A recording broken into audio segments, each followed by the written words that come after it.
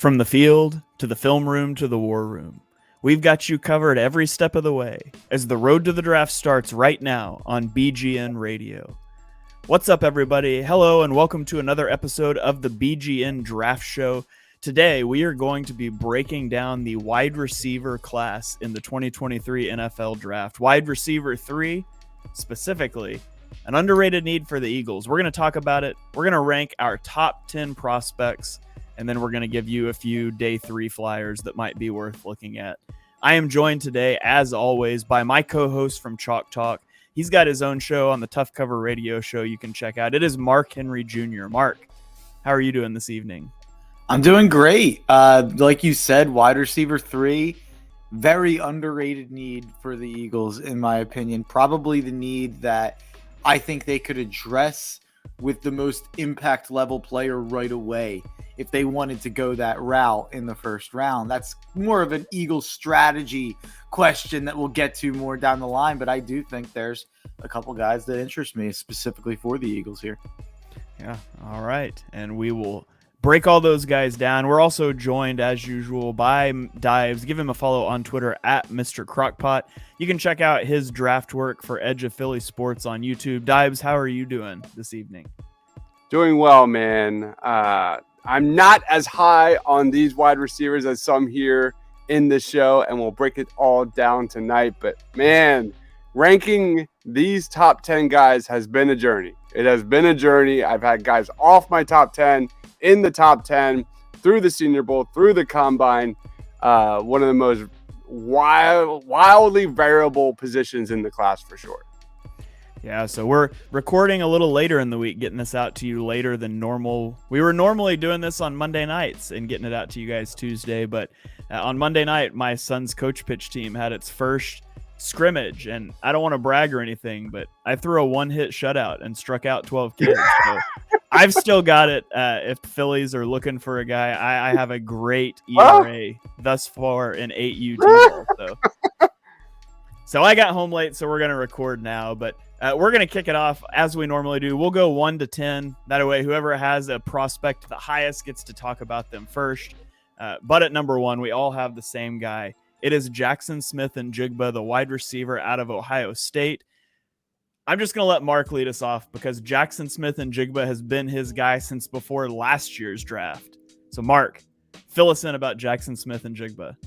Yeah, this is probably, if you had to stamp one guy as your guy of the draft, Jackson Smith-Njigba. Miles Murphy just rose his hand and he's like, wait, Mark, don't forget about me. But it's probably still Jackson Smith-Njigba. It's one of those two players. Jackson Smith-Njigba has been a guy, like Shane said, that I came into this year saying, I can't wait to see what he does. And we got robbed of that. So my plea to NFL GMs, Howie Roseman in particular, is please don't forget about 2021. JSN's a 6-foot, 196-pound prospect, 8.29 relative athletic score, struggled in a bunch at the Combine, but the reason that number is high is because he put up the best numbers at the entire Combine in terms of agility in the shuttle and the 3-cone. He is a special quick twitch athlete in that way. He had 95 catches for 1,606 yards with 17 yards per catch and 9 touchdowns in 2021.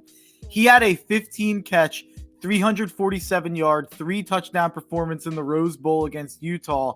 That was one of the best and most impressive games I've ever seen a wide receiver play. I remember it because I bet on Utah in that game. I think he'd be a no-doubt top 10 pick if he would have played in 2022. Some people are worried about him being a slot receiver. Do people realize that he played with Garrett Wilson and Chris Olave and outplayed both of them from the slot?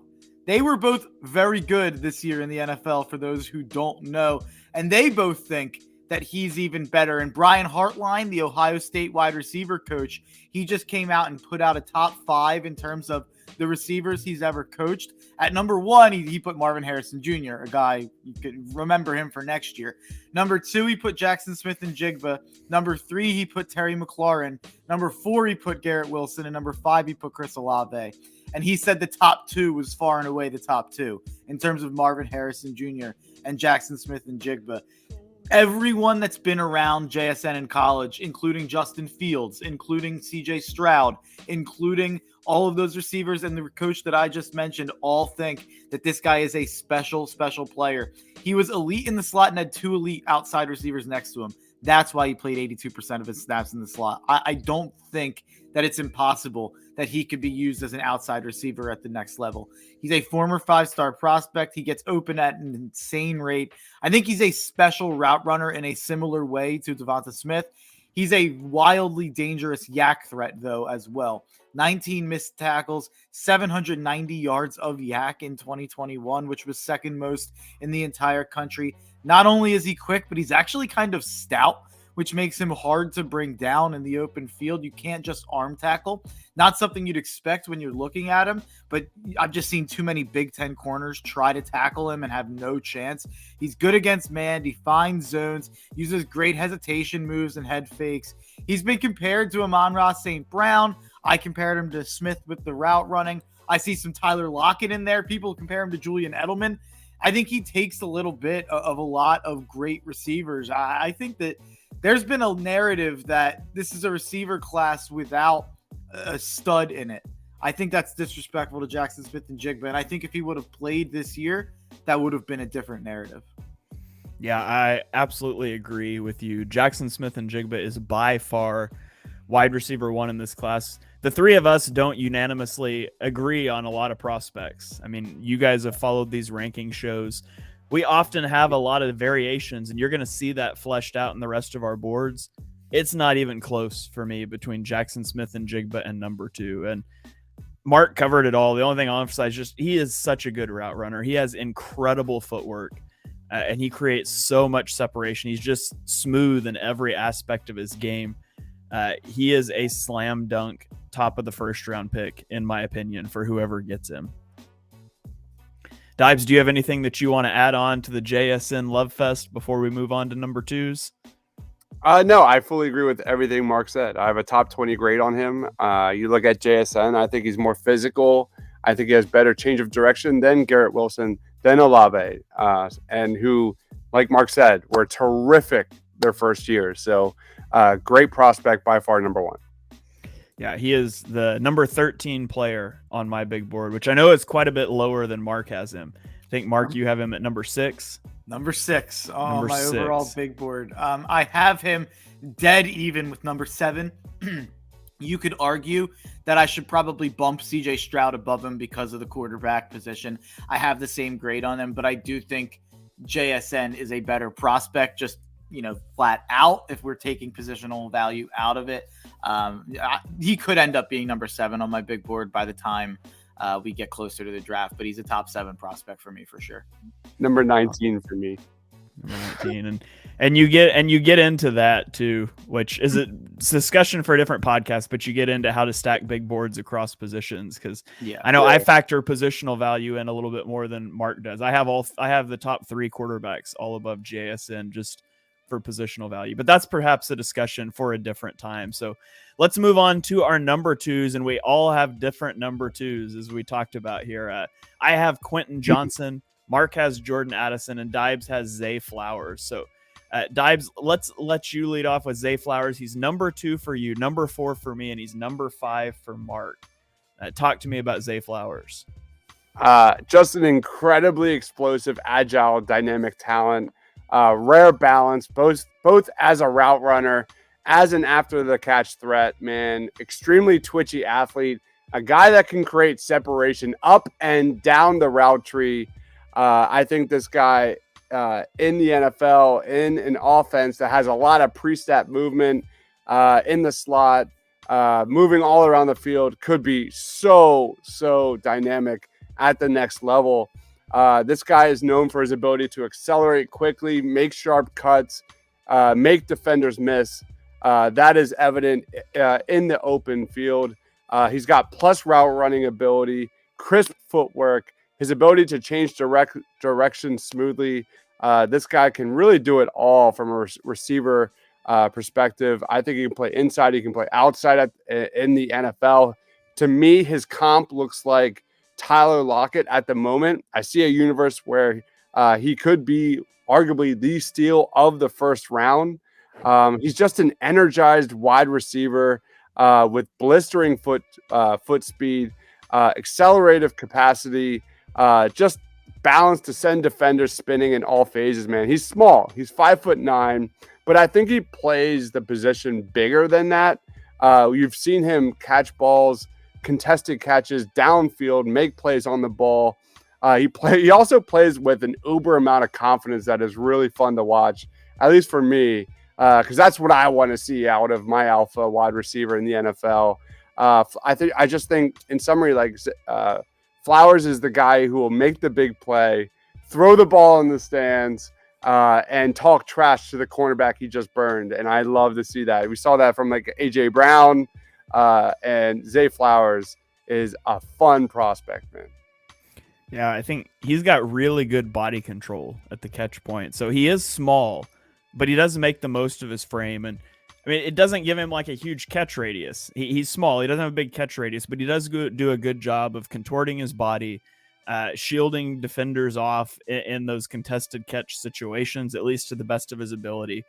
But he's elite with the ball in his hands. I will note he's got some drop issues. He's a bit of a body catcher, and he had an 11% drop rate on his career. And my other negative that I had listed on him was that I don't think he sets up his routes very well. Like, everything he does is technically sound. It's almost like so by the book that the defenders know the book too. And so it doesn't really like manipulate defenders at times into thinking you're doing something else. But that's nitpicking. He's an exciting player. The size I worry about. I think he is. Whereas I think Jackson Smith-Njigba can play outside, I think Zay Flowers, he can only be a slot player. Or, I mean, a move piece. You could put him in the backfield. Boston College did some as well. But that's what dropped him a little bit lower for me. Mark, what are your thoughts on Zay Flowers? Yeah, it's all size here for me in terms of why he's down on the list. There's a lot to love about the prospect, but the size is definitely concerning. Only a former 3-star prospect, and I think that's probably because of the size. 5'9" with really short arms, 1.32 in terms of the RAS in his percentile of height for a receiver. A lot of people seem to excuse that because he's really filled out. Like as an athlete, he's ripped. I mean, he's filled out. It's not like we're talking about a skinny 5'9" guy. I just personally, I say this every episode, I have a type. I lean towards kind of lankier receivers necessarily than the smaller guys. And it's funny because you'll hear me with a JSN, you'll hear me with a Devontae Smith, excuse size. You'll hear me with another receiver that comes up in a little bit, excuse size. And you'll hear it with Bryce Young. And you'll ask, why don't I apply it to Zay Flowers? I tend to, and maybe this is dumb, but I tend to, if they're an SEC player and they play at that size, I feel a little bit better about it because I'm not as concerned about the jump in playing level from the SEC to the NFL that I am at Boston College and the ACC to the NFL. That's a little bit of my concern. But having said all that, Zay Flowers had an 8.29 relative athletic score. And that's in big part because he tested amazingly to outweigh a lot of those size concerns. I mean, he's very fast. He's incredibly agile, tested great in the 40, the shuttle, the 3-cone, definitely a great route runner, a 3-year contributor at Boston College. Reminds me a lot of Hollywood Brown. The funny thing is about that is the people that are in love with Zay Flowers would compare him to Hollywood Brown's cousin, which that's a dangerous comparison to make if you're going to throw Antonio Brown's name around. But in terms of his absolute peak, if you're falling in love with Zay Flowers, it's because you have visions of prime Antonio Brown dancing around in your head. And it's not impossible. I mean, Steve Smith, really, really good receiver analyst on Underdog Fantasy, absolutely loves Zay Flowers. He has Zay Flowers as his wide receiver 1. He thinks he should be like a top 10 prospect in the entire draft. He's kind of your receiver's favorite receiver a little bit because of some of the traits that he has. It's in basketball, they say he's your hooper's favorite hooper. That's Zay Flowers with receivers. A lot of receivers have come out and said how much they love this kid. And I think that there is a lot to love. I just kind of fall back to the size concerns that I have. So he's a 2nd-round grade for me, but I could absolutely see him playing that into looking pretty stupid. Throughout the draft process, he was, at the start of the draft process, Zay Flowers was always at the top of my list. And according to most draft analysts, like he was a day 2, day 3 guy. And we really saw him skyrocket up the draft boards really fast. So it's neat to hear us talking about Zay Flowers so highly. I never understood why he wasn't so high to begin with, because he's so dynamic in the open field. Yeah. All right, let's roll on here. We'll talk about my number 2. It's Quentin Johnston. He is number 4 for Mark. He's number 3 for Dibes. Out of TCU, he was a 4-star prospect coming out of high school with a track and basketball background, and he became a 3-year contributor for TCU, with his best year coming in 2022 when he helped lead TCU to the national championship game. He is 21 and a half years old. He is 6'3", 208 pounds with an 82-inch wingspan, which is 96th percentile for wide receivers. He also had a 40.5-inch vertical leap, which is 93rd percentile. In 2022, he had 60 receptions for 1,069 yards. That's 17.8 yards per reception. He also had 6 touchdowns. He has elite speed and long strides, and so he's able to eat up defensive backs' cushions and off coverage really quickly. He gets on top of guys fast, and he's also got really good lateral agility. He snaps off his routes really well to create separation, and he understands how to use leverage in man coverage, where to leverage defenders and how to sit down and find soft spots and zones. And with all of that, he's explosive after the catch too. He had 8.9 yards after catch per reception in 2022, which was 11th among all wide receivers. And so there's a lot of upside with Quentin Johnston. Now, weaknesses, I think he struggles at times to release from press coverage. If you can get hands on him at the line sometimes, you can throw off his whole timing. And he tends to be inconsistent at the catch point. He lets the ball come into his chest on routine catches instead of extending and catching it away from his body. So he's a bit of a body catcher as well. And that translates into him being really bad in contested catch situations. He had 23 contested balls last year, and he only brought down 8 of them, which is not stats that you should see from a 6'3" guy with an 82-inch wingspan. And so we talk sometimes in scouting about a guy's traits, like the physical abilities that he has, and then the skills, how they translate to the field. And Quentin Johnston is a guy whose traits just don't match his skills, in my opinion. Like, he is a huge wide receiver who tries to play like a finesse guy. And so early in the year, I thought he might end up being my wide receiver 1. No disrespect to Jackson Smith-Njigba, but as I watched him more this season, that just became more of a red flag for me. I don't know exactly how he translates to the next level. All of the physical capabilities are there. Whether you use him as an X receiver or a Z receiver, I'm not really sure. I know that he needs to refine his catching skills, and I think that'll do a lot for him. But I have a first-round grade on him, but he's not a guy that I would be happy to take in the first half of the first round. So that's my thoughts on Quentin Johnston. Dibes, you've got him at number 3. What do you see when you watch him?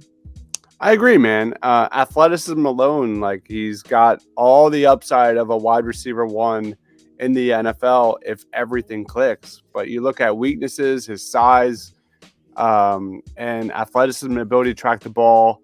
That is his strengths. His weaknesses are just his below the line route savvy, his unpolished route running, and all of that. Poor blocking, all of that combined gives him kind of the value of a wide receiver 2 at the next level. You know, with some added strength, DK Metcalf, like, he's got ridiculous upside, but he's a home run swing, and I've got a round 1 grade on him because of that upside. But he comes with some risks for sure. All right, Mark, anything you want to add on Quentin Johnston? Yeah, I think you guys touched on it really well. I mean, a little bit of a looks like Tarzan plays like Jane situation in terms of the frame that he has as an outside wide receiver, and maybe not being as physical or aggressive as you'd like him to. There's just been, I watched a lot of TCU this year. They were a big time, gambler's dream with the way they covered spreads, and he was too easy to take out of games. There were too many games where it felt like they had to go elsewhere because the team committed to take him out of the game. And he reminds me of a lot of Alec Pierce as a prospect. Alec Pierce was a guy that I didn't necessarily love as a prospect, but played pretty well actually once he got to the NFL and in a pretty bad situation. So I kind of agree with you though. It's hard to exactly pinpoint what Johnston's going to be at the next level. If he's going to lean more into those traits and those physical abilities, that's going to kind of determine what he is. And I think you said it, he's a body catcher. So the Steve Smiths of the world are not not big on Quentin Johnston. All right. Well, let's keep it rolling here. Mark, your number 2 is Jordan Addison. I have him at number 3. Dibes has him at number 4. So consensus, we've all got him up here near the top, but we'll let you take the first crack here. Tell us what you like about Addison.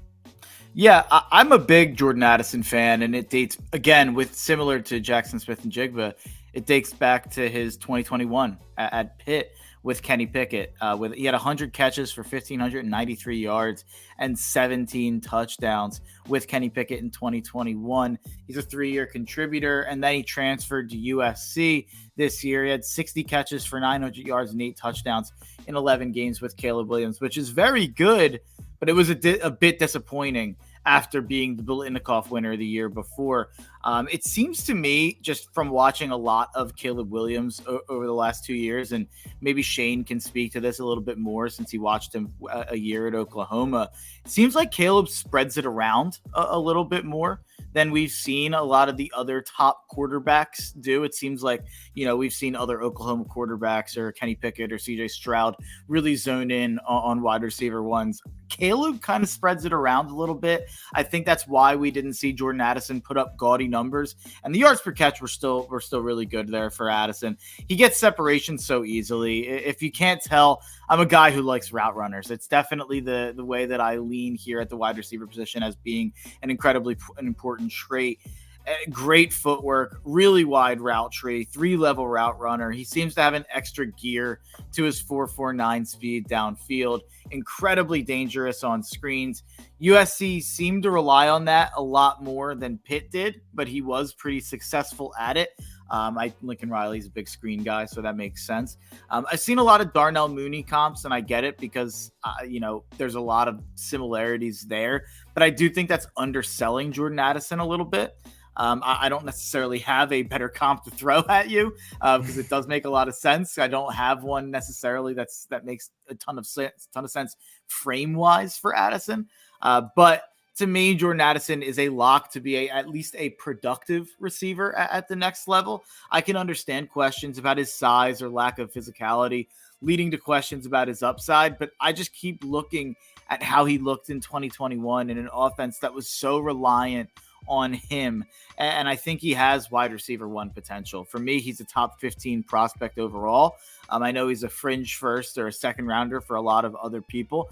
So I'm definitely on the higher end. It's a shame that Pittsburgh is pretty strong at the wide receiver position, or else it would be great to see Pickett and Addison reunited. All right. It would be interesting to see him back with Pickett. They're so, I won't say they're so good at wide receiver, but they're already pretty good at wide receiver. But I like Addison quite a bit as well. You mentioned the route runners, and we both really like route runners, and he's so good at that. He's got great feet, great footwork in and out of his breaks, and he's really good after the catch. He was 14.8 yards per reception this year. I think he does a good job of avoiding getting pressed at the line of scrimmage. Although if you do stick him, he struggles to get off. But my biggest thing with him is that he's really small. He's only 3rd percentile weight, and he doesn't make up for it with elite athleticism. Like, if I'm going to roll the dice on a guy like that, I want you running in the 4.3s, and he barely got into the 4.4s at the combine. So he's not slow.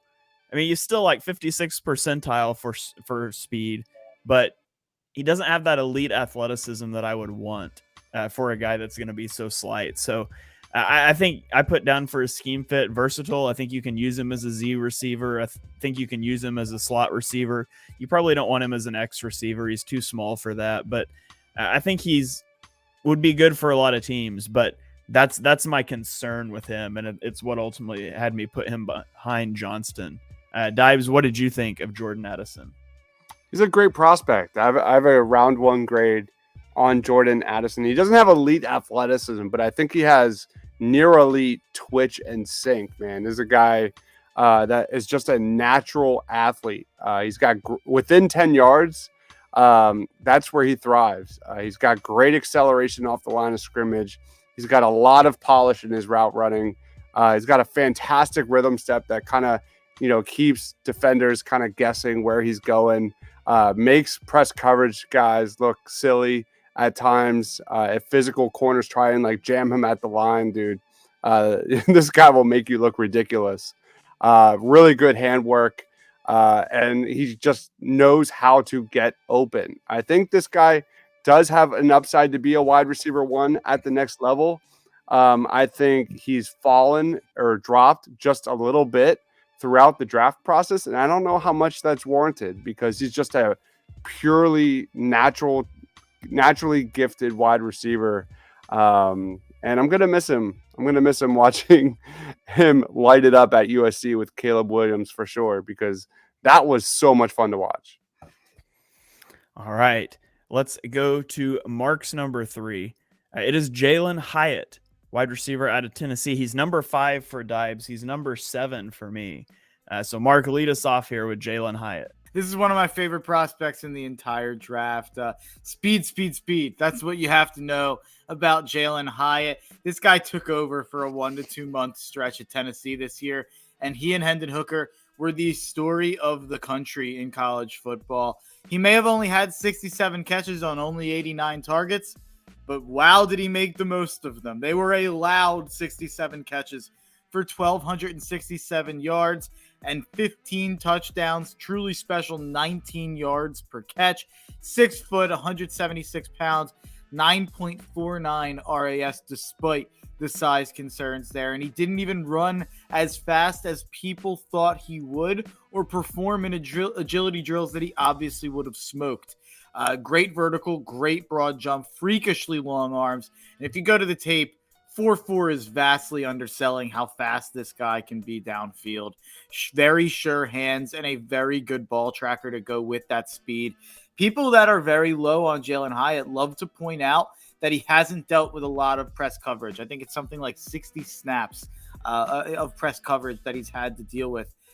And good luck covering Jalen Hyatt's speed and press coverage would be my message to that.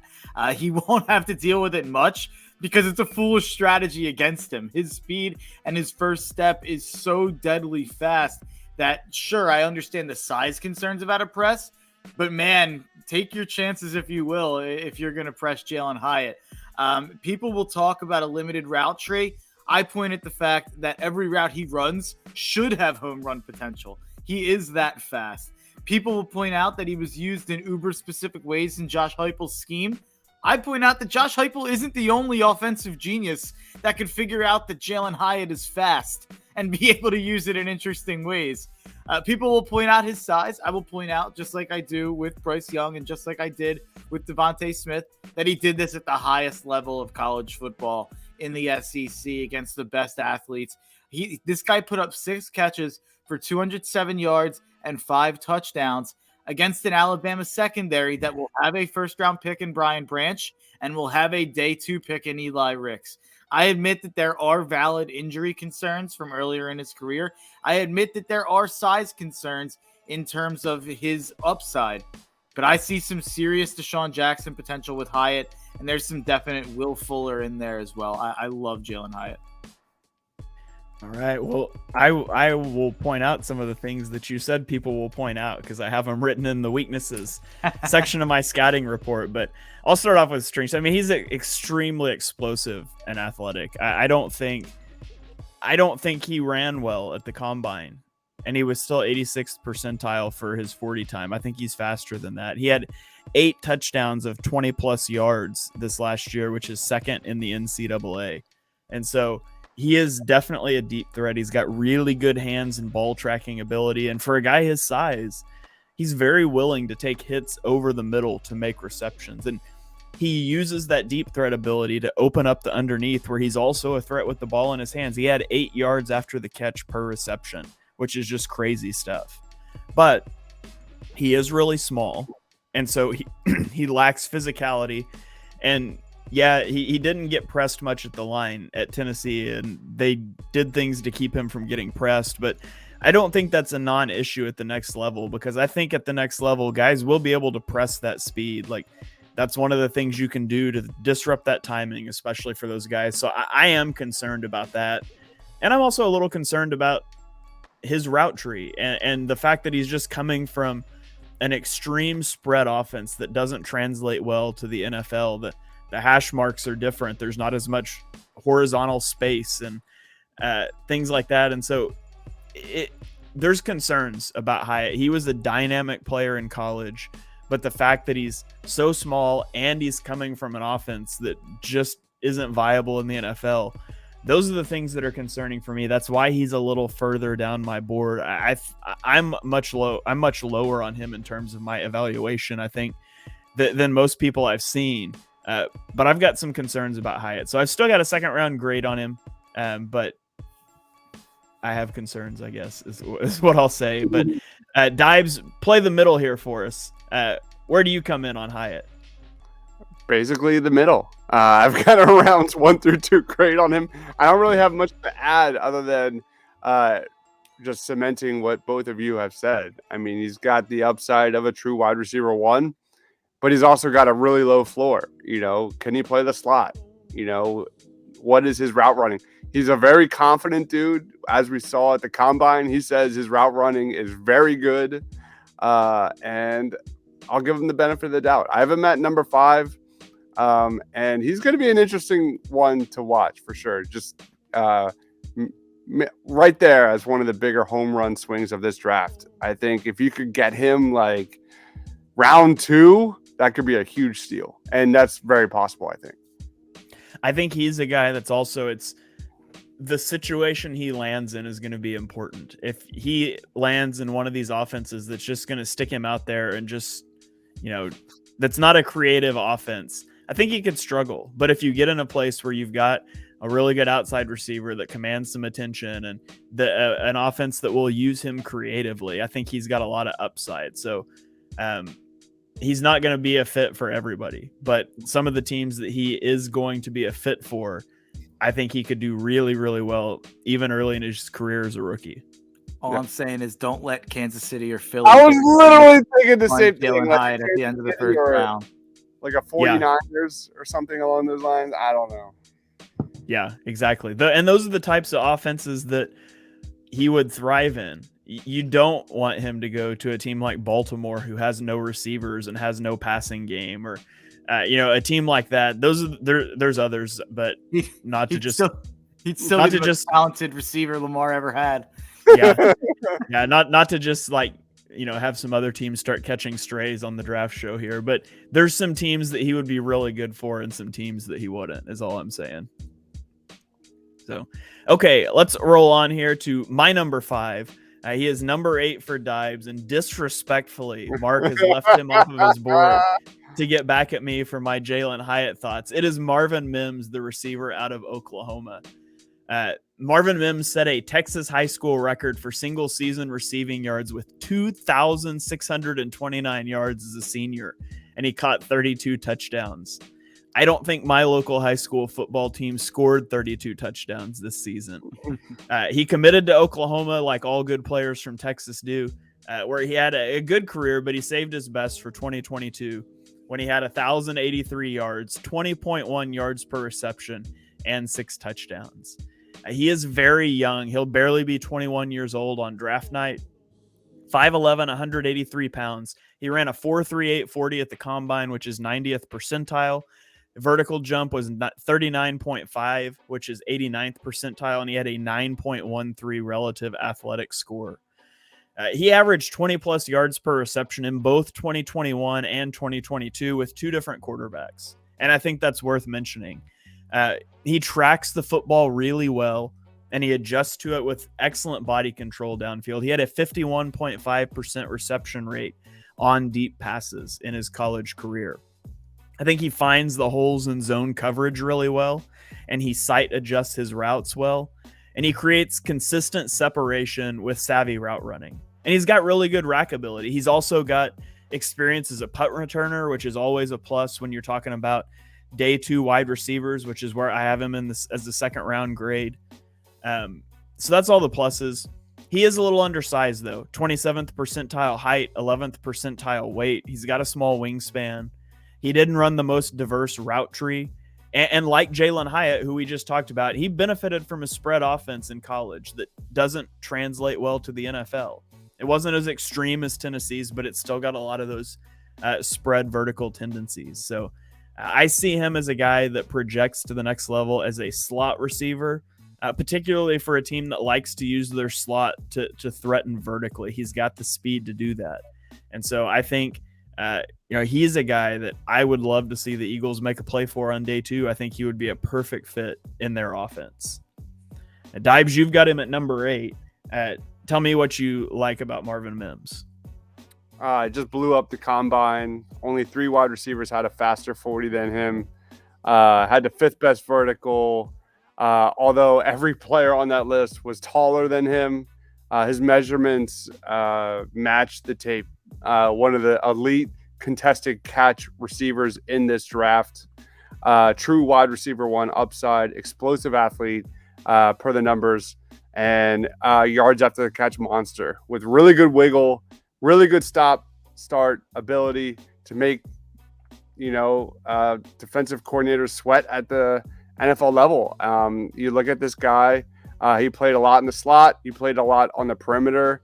This is a guy who can play all 3 spots at the next level. Day 2 grade for me on Marvin Mims. One of those sleeper guys on day 2 for sure. All right. Mark, is there any slander that you want to throw Marvin Mims' way before we move on? Nah, I'd probably have him too low. I have him at wide receiver 11. I'm kind of a hypocrite because a lot of the things that I'm nervous about with him, you could definitely turn around on Hyatt. He's definitely a big play threat. I definitely think he's strictly a slot receiver, where I don't really yet know if that's the case with Hyatt. So I definitely have some concerns, but he definitely blew up the combine. He's definitely fast. You can definitely find ways to use him. His yards per catch are outrageous. It's just concern about route tree. It's a concern about size. It's just funny to hear me say all that immediately after everything I just said about Jalen Hyatt. It makes me sound like an incredible hypocrite. But I do think he lacks play strength. I know that he's really, really fast. I know he ran a 4.38, and I know he's a heck of an athlete. I don't think he's the same level of Deshaun Jackson level home run threat that Jalen Hyatt is, and maybe I'm incorrect there. Maybe I have him too low. I do have a 3rd round grade on him, and I probably will end up rising him in my overall ranks just a little bit. I think he's in the 80s. He's already risen a lot, throughout the process for me, from being not a guy who I had in my initial top 125 to being a guy who was in the 90s to being a guy who's in the 80s. And he probably has gone from outside my top 15 at the wide receiver position all the way up to 11. And he really was close to number 10, to be quite honest. So, and number 10 is another slot guy who's just a little bit more productive in college. You could pretty easily convince me to switch my number 10 to Marvin Mims, though, to make the graphic look nicer. Yeah, he is the number 46 overall player for me. Wide receiver 5. I've got an early 2nd round grade on him. So, okay, let's keep this show moving here. At number 6, both Mark and Dibes have Josh Downs. I have him at number 8. So, Mark, I'll let you lead off on Josh Downs here. Yeah, and I think Josh Downs, to me, I think there's a clear top 6 in terms of how my receiver rankings broke off. And I think there's a pretty steep drop off here after Josh Downs to my next level of guys. Even though Josh Downs has a lot of size concerns, 5'8.5", 171. Despite that, 8.97 relative athletic score, amazing agility and speed drills, great in the vertical and broad jump, especially for his size. 2-year contributor and extremely similar years with both Sam Howell and Drake May. Something that Shane mentioned there with Marvin Mims definitely also applies here for Josh Downs. He was able to be the favorite target and the very clear wide receiver one in an offense with two different quarterbacks. 195 catches, 2,400 receiving yards, and 19 receiving touchdowns over the last 2 years. And Josh Downs, while he may be small, he plays in his head like he's 6'9". So, I mean, this guy thinks he's huge with the way that he goes out there and plays. He's definitely a guy who plays bigger than he is. There's definitely some concern about the jump from the ACC to the NFL, and if that size is going to be a little bit more of a deterrent than it was in the ACC. I'd be lying if I said I didn't have size concerns, because I think if he was, 6 foot, he'd be very clearly my number 3 receiver. He's very, very good on tape, in my opinion. I think that he's rock solid in the red zone. You can use him in a lot of different ways. Probably, one of the more fun watches on tape, but the size concerns and the level of play is definitely a concern. All right. Dibes, you also have him at number 6. What do you see when you put on Downs tape? Yeah, it's funny because you look at my top 5 here. All 5 of those guys, from JSN to Jalen Hyatt, have somewhat gone up and down. I think I've kind of been right there with Josh Downs, right in the middle, right in the middle. A guy with one of the higher upsides, higher floor projections at this position, elite explosiveness, great body control in space, above the rim type of wide receiver with really good fluidity and quickness, electric 3-level threat, inside out versatility. I think he's going to be an alignment versatile weapon at the next level. I think he fits the mold of a quick passing game scheme, like the New York Giants, a team that wants to get the ball out fast and let him go. That's what he's good at. And, on top of all of that, he averaged over 13 yards per punt return during his final season for UNC. So that addition to him being an electric wide receiver in space kind of adds some intrigue to his draft stock. I've got a round 2 grade on Josh Downs, and I like him. I think it'd be a really fun watch in the NFL if in the right system. A really good fit for the Eagles as well, I think, by the way. Yeah, I agree with that as well. One of the things that sticks out to me, and I talk about this a lot once I get out of the first round with wide receivers, is that he brings value as a return guy, kick returner, punt returner. And maybe that's because the Eagles have literally never had someone who can return kicks and punts.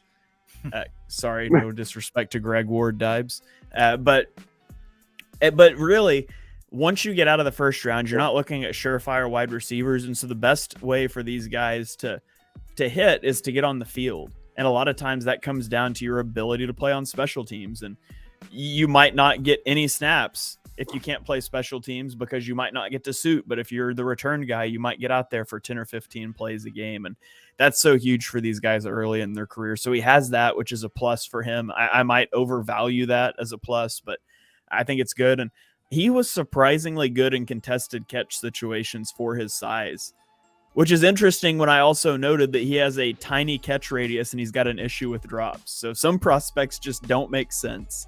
But I do think Josh Downs is a really good route runner. He manipulates defenders really good throughout the route stem. And I think that's one of his best traits. He does a good job creating separation. So good slot receiver. If the Eagles are out there, if they're listening, Howie, if you're listening, we could use a slot receiver. Go get this guy on day 2. He reminds me a lot of Jahan Dotson, the similar prospect. Yeah, I agree with that.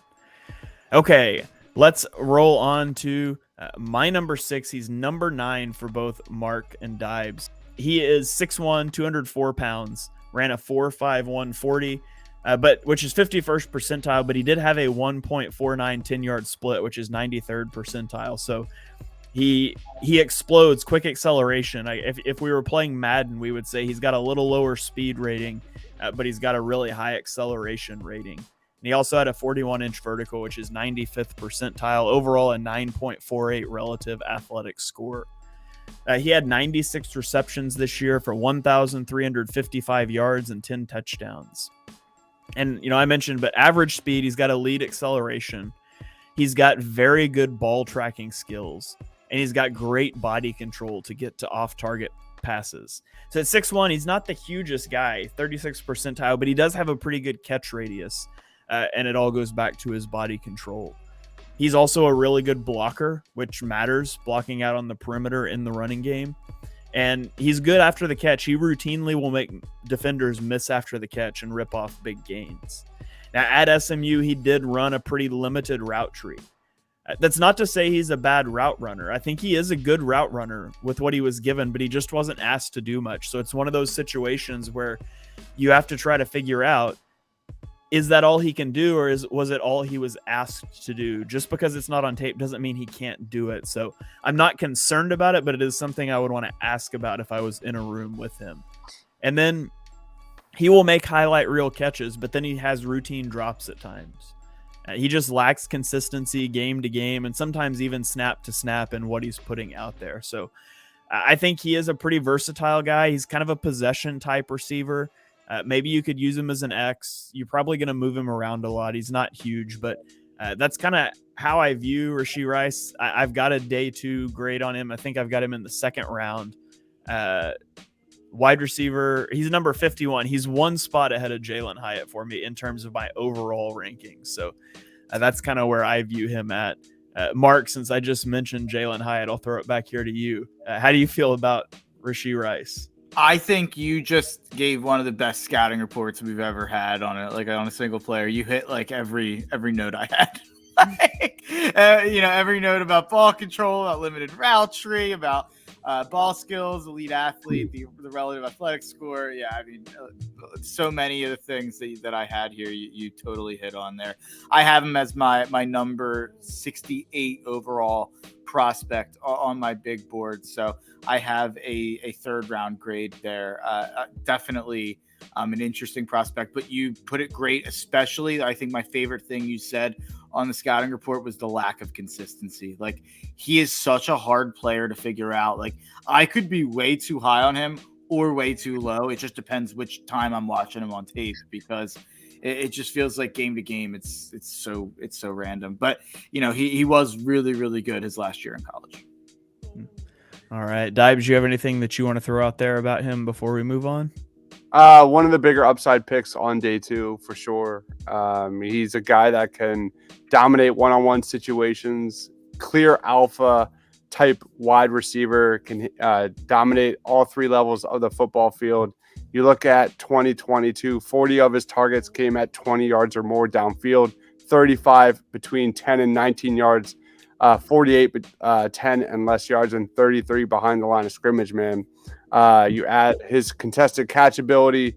You add in that just alpha mentality. I think he's kind of a clay that, NFL offensive coordinators could be able to mold at the next level. There's like Mark said, he's got a low floor, but a really high ceiling, definitely to be a wide receiver 1 at the next level. If in a few years, it just needs to build technique for sure, moving forward. At the risk of being a bit risque here, PFF has Rashee Rice compared to Adam Thielen. I just want to say, always a big fan of a cross-racial draft comparison. I think that shows pretty creative ability to make comparisons there, in my opinion. I'm a big fan of that. We are back here on the BGN Draft Show, breaking down our top 10 wide receivers. We are through the top 6. We're going to finish it up here with our 7 through 10 and some honorable mentions. We're going to start at number 7. We've already talked about my number 7, Jalen Hyatt. We're going to go to Mark's number 7. It is Cedric Tillman. He is number 10 on my list. He is off of Dibe's list. So, Mark, why don't you lead us off with Cedric Tillman? Yeah, Cedric Tillman's a guy I really have liked, again, since 2021. 6'3.5", 213, 8.6 relative athletic score, huge hands, freakishly long arms, elite size, elite vertical, elite broad. Didn't run very well at the combine, but to me, he appears faster on tape than he tested. In 2021, he had 64 catches for 1,100 yards and 12 touchdowns. In 2022, he only played half the year and had an injury. He had 37 catches for 417 yards and 3 touchdowns, which would have been good. For 74 catches, 833 yards and 6 touchdowns extrapolated over the year. You have to wonder if that drop in yards per catch is due to Jalen Hyatt's increased role as the home run guy in the offense. I think Cedric Tillman's role kind of changed into being a bit more of a first down guy, a bit more of a possession receiver than being a big threat. He's great at the catch point, incredibly physical, probably the most physical receiver in this draft class. I didn't necessarily know how to write this in my scouting report. It's kind of funny when he has a corner that he can pick on. He's a bully. Like, he is just so mean to a corner that's just being overwhelmed physically. Like, he will just throw the guy around, and it's not even a contest. But then if a corner comes out and kind of punches him in the mouth, it's almost like in the TV show, like when the big bad bully gets stood up to, and then he like runs away and cowers away. Cedric Tillman like doesn't handle it great when a corner is really physical with him. So while he is the most physical receiver in the draft, it's kind of weird if you're going to be like a super physical corner against him. I'm not necessarily sure if he's figured out what his answer yet to that is, outside of just trying to out physical you. But he's great with his hands outside of that. Great body control, dangerous red zone threat. He knows how to make the first defender miss and create yards after the catch. He's a big body that's hard to tackle. So there's a lot to love about Cedric Tillman, and I feel like there's a lot that's untapped into. It would have been interesting to see maybe if Jalen Hyatt didn't pop up this year, what this year would have looked like for Cedric Tillman if he would have stayed healthy as the wide receiver one in an offense. Yeah, he's a big-bodied wide receiver in a class that has very few options there. Mm-hmm. Like, you got Quentin Johnston, Cedric Tillman, like everybody else, there's little slot guys. He's 81st percentile height, 77th percentile weight, and that makes him noteworthy in a class where teams might be looking for an X receiver. In 2021, against Alabama and Georgia, he had 17 receptions for 352 yards and 2 touchdowns against two of the best defenses in college football. So he's proven he can compete on that level.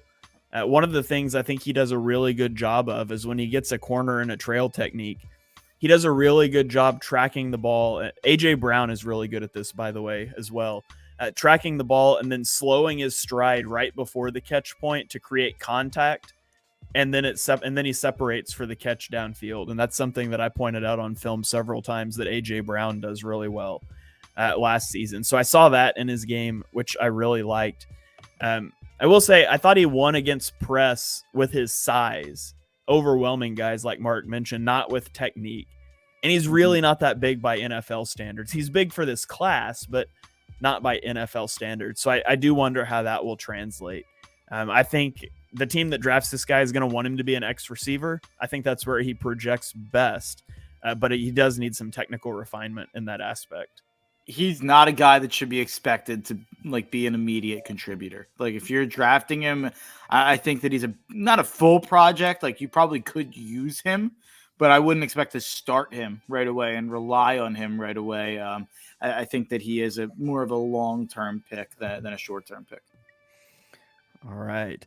Well, Dibes, let's go to your number 7.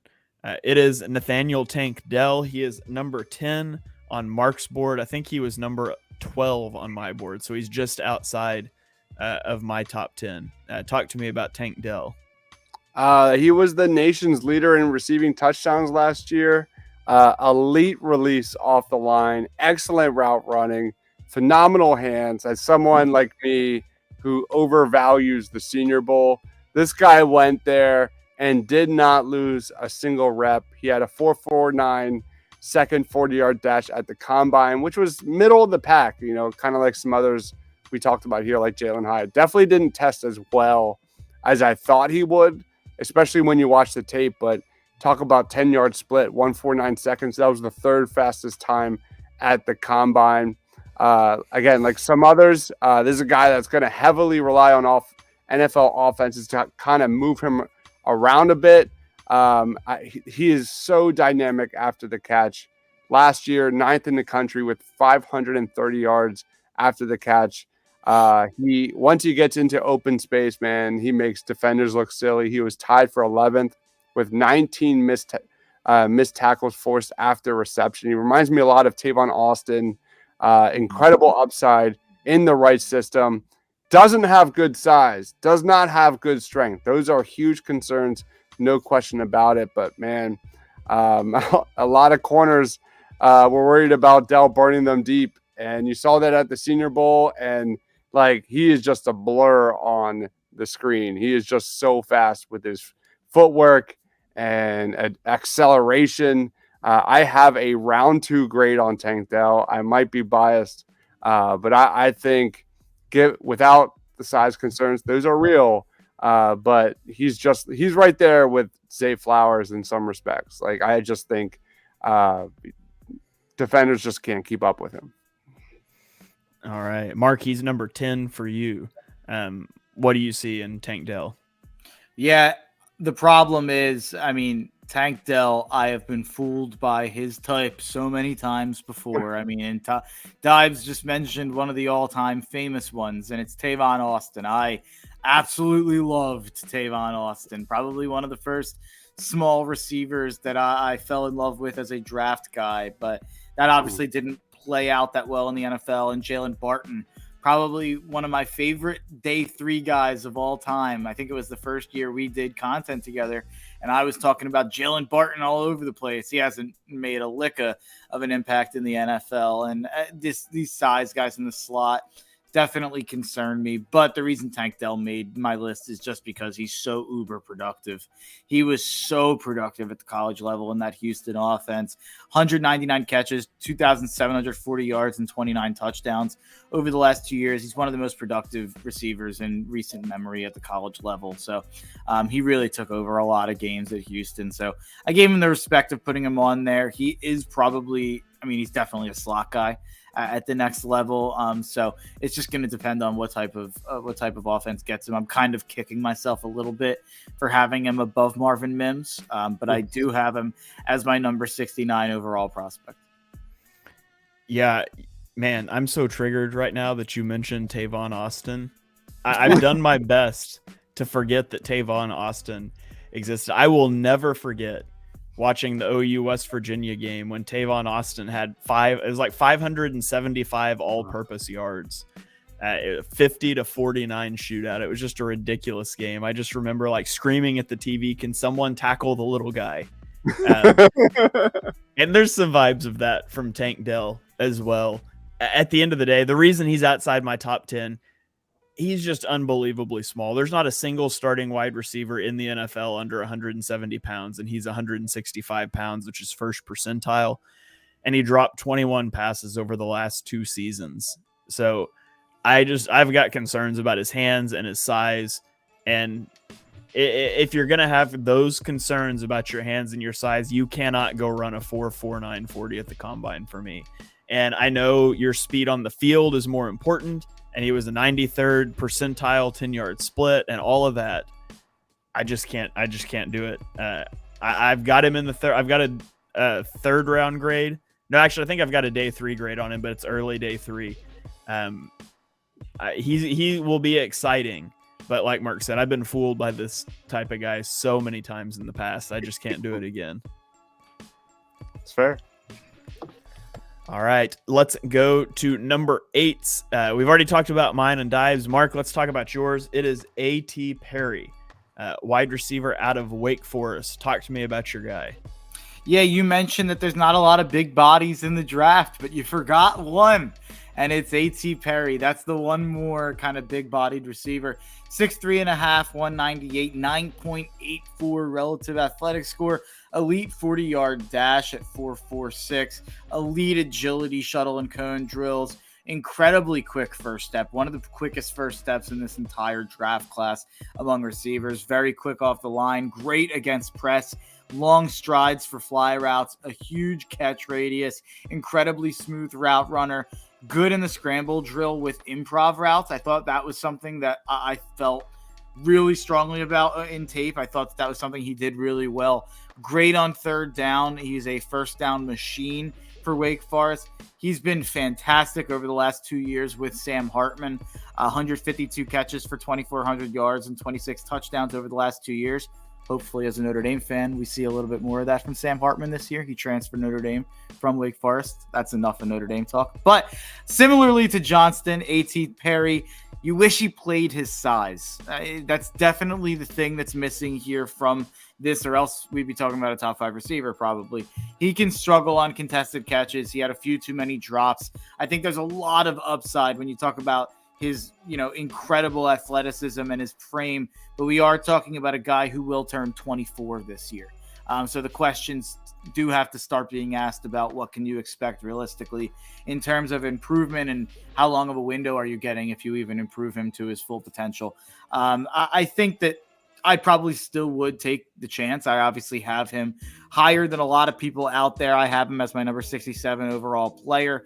A definite round 3 grade on the guy. He's not without concerns, but there's a lot to like, and there's a ton of upside to one of the rare X receivers in this draft. Yeah, he's my number 99 overall player, 13th wide receiver. He does a really good job of sealing defenders off on like slant routes with his body. He make them come through him to get the ball. He just doesn't create much separation. That's one of my big concerns with him. I remember being all in on the JJ Arcega-Whiteside pick because he was so good in contested catch such situations, and he used his body so well to seal guys off. And I learned after that I should have asked myself why every catch was contested, because he could not separate, and that he couldn't separate in the NFL either. And that's my concern with Perry. It's why I'm lower on him. Where there's not a lot of big bodied wide receivers, you would expect him to be a little higher. I just don't see the separation on tape. And so that does concern me a bit with him. What did J-Jaw run in the 40? I can't pull it up right in my brain here. That's a good question that I can look up. Oh, 4.49. Okay, 4.49 at the pro day in Stanford. So probably more like a 4.5, 4.6. But A.T. Perry was 4.47. But yeah, it's a concern for sure. Really, really good agility drills though. Yeah. Okay, let's go to number 9s. I'm the only one with a number 9 that hasn't been talked about, and it is Tyler Scott, the receiver out of Cincinnati. Another little guy. 5'10", 177 pounds. That's 9th and 5th percentile, respectively. He ran a 4.44 40. That is a lot of fours back to back. Had a 39.5-inch vertical leap and an 8.28 relative athletic score. In 2022, Scott had 54 receptions for 899 yards and 9 touchdowns. He has the speed to threaten defenders vertically. Like some of these other guys we've talked about, I thought he looked faster than his 40 time on tape. And he does a really good job of snapping off routes into the intermediate areas of the field once he's made defenders respect his vertical speed. He tracks the ball really well and adjusts to it downfield, and I think he generates separation well, despite the fact he's not one of the best route runners in this class, but he does a good job getting separation. And he's got really good rack ability. In high school, he was a running back, and so he runs like a running back when he's got the ball in his hands. But like a lot of guys in this class, he's small.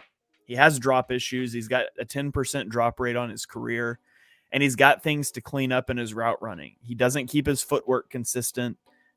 Sometimes he rounds off his routes, that's a worst enemy of a quarterback. That's how routes get undercut for interceptions. He does that a lot.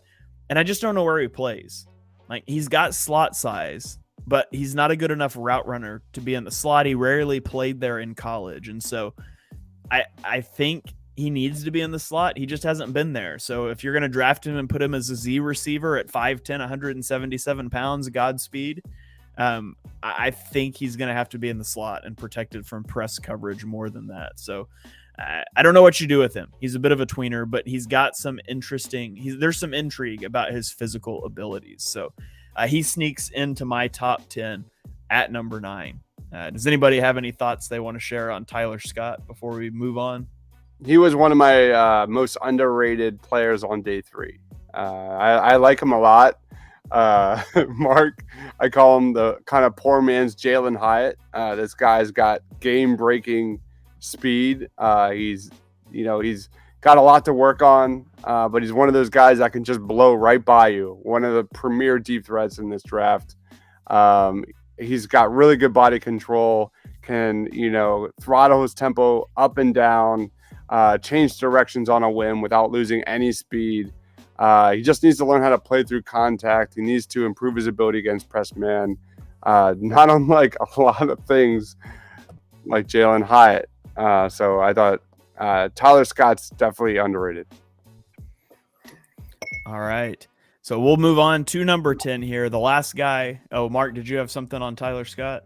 Yeah, my whole thing with him is that I just struggle with the small guys that come from bad conferences like the AAC, as opposed to a Hyatt coming from the SEC. That's kind of my concern with guys like Scott, guys like Tank Dell, even guys like Mims to a smaller degree, from Oklahoma. And Scott wasn't all that close to my top 10, but it's just because of the size.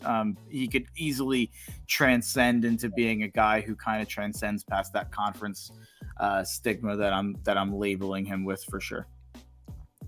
All right. Well, let's bring it home here with Dibes number 10. It is Jaden Reed. Dibes, talk to me about Jaden Reed. He was going to be my honorable mention. I forgot you had him in your top 10 here just because I had a fun fact about him. But you go first here. Talk to us about your guy. Dude, I mean, one of the biggest winners of the draft process, I think, is another guy that's supremely underrated. Great separation ability, dominated the Senior Bowl, really good deep speed, clocked in one of the best, fastest times during Senior Bowl practices. Dude is a burner. There's a guy that I think that has great change of direction skills, really good route runner. I think he's going to be dominant in the slot, like a third down guy in the slot. That can be a just safety blanket for a quarterback in the NFL. He's quick. He can separate. He's got really good strength after the catch. He's a tough guy. Really good blocker for his size. Special teams ace. Gives you a lot of value in the return game. Eagles, specifically Eagles. If we're talking like a day 3 guy, Jaden Reed, man. I think this guy could fit in perfectly as that wide receiver 3 in the slot. Just all around great wide receiver. And another guy that is being slept on, Jaden Reed out of Michigan State, man. He's been impressive. The first bullet point on my scouting report for Jaden Reed under strengths is jack of all trades, but master of none. And the first bullet point under weaknesses for Jaden Reed is jack of all trades, but master of none. I think he can do a little bit of everything, and he doesn't do any of it great, but he can do a little bit of everything, which makes him a valuable piece to have on your team. Your slot receiver goes down, Jaden Reed can be your slot receiver. Your Z receiver goes down, Jaden Reed can hop out there, and he can do a lot of different things for you. But I have a fun fact about Jaden Reed here. You want to hear it? Yep. How old is Jaden Reed going to be during the draft? Jesus. Trick question. If somehow Jaden Reed went in the first round, you could say he's 22 years old on draft night. Oh, because his birthday is April 28th, which is day 2 of the draft. So depending on what day he gets drafted, which let's be honest, it's not going to be day 1. But if he was drafted day 1, you could say that he was 22 years old on draft night. Otherwise, he's going to be 23. And I just thought that was funny. Cool. All right.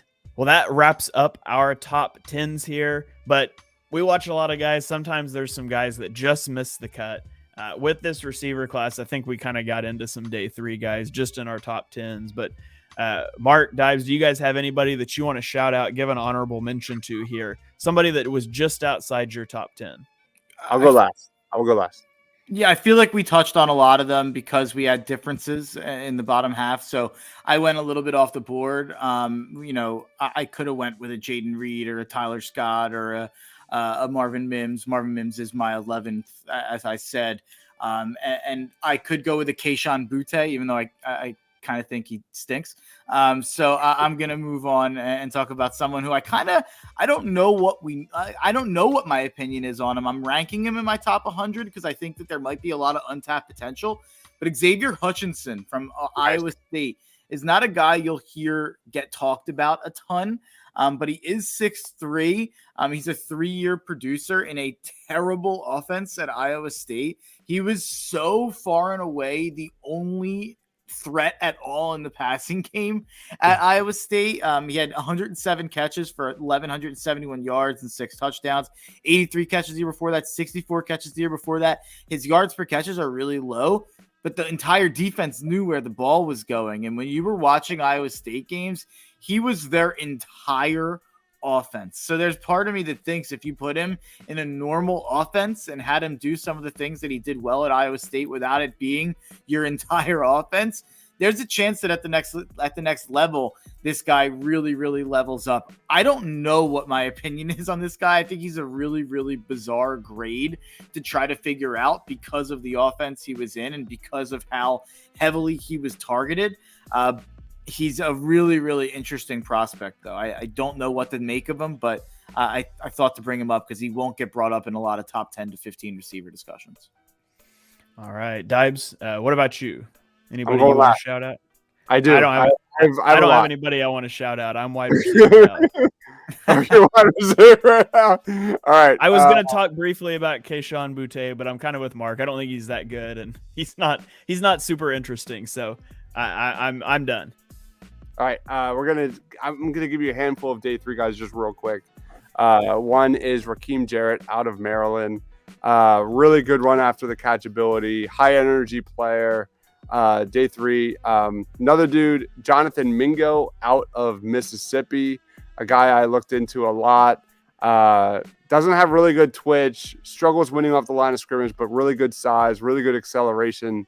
Will probably be a possession receiver at the next level. Parker Washington out of Penn State is an interesting name. Another day 3 guy, high floor, low ceiling type of prospect that has, really good upside in the slot, really good route running. Puka Nacua out of BYU is a really fun watch. Definitely a guy that you need to kind of check out. He has experience playing the X, the Z, the F, all over the place. Dominated. Go ahead. I'll chime in real quick on Nacua. When he went down, BYU was without a paddle. He was huge to their offense. I don't know if that matters as a draft prospect, but he was a guy who was incredibly, incredibly important to what BYU did offensively. Yep.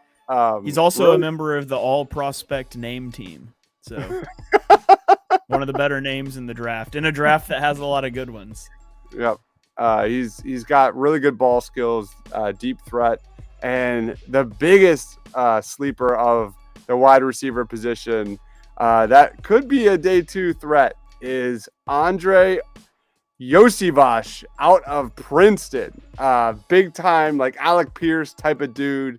Great speed. He's a burner. 6'3", athletic freak out of Princeton, man.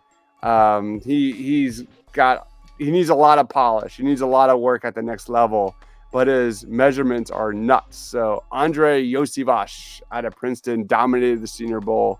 One to watch out for. Don't these Princeton smart guys have enough? Now they're in the NFL draft. They won a March Madness game. A lot going on at Princeton. All right. Well, that is going to wrap up our top 10 receiver rankings here. We have almost gotten you guys, don't look now, but we've almost gotten you through every position in the NFL draft. There's only 2 positions left for us to break down for you. We will be back next week to break down interior defensive linemen, and the week after that, we will wrap up our positional rankings with a linebacker ranking podcast. And then we've got a couple other little things up our sleeve for you leading up to draft night. So, yeah, it's not the best linebacker class, but we'll get there in 2 weeks. We got some interior defensive linemen to talk about first, but that's all for next week. I hope you guys enjoyed this episode of the BGN Draft Show. If you did, please like, rate, review, 5-star ratings and reviews on Apple Podcasts. Really helps us out. Click that subscribe button on YouTube. Tweet it out. Let people know about the draft show here. It really helps us get that out there because the draft is more fun the more people know about these guys. So all of our stuff's out there. You can follow us all on Twitter. I'm at _TPL. Dibes is at Mr. Crockpot. Mark is at Mark Henry Jr. _. We've all got draft stuff on our timeline. So go check all of that out. And we will be back next week, like I said, to break down interior defensive linemen. So until then, go Birds.